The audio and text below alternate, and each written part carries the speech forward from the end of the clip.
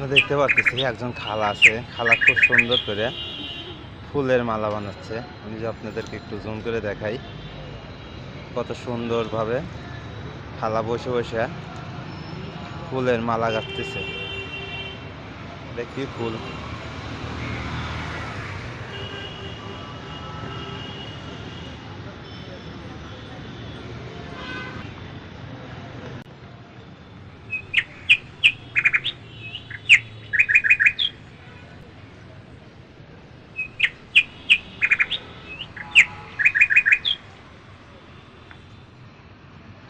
প্রতিদিন এভাবেই উনি ফুলের মালা গাঁথে ফুলের মালা বিক্রি করে ওনার জীবন চলে।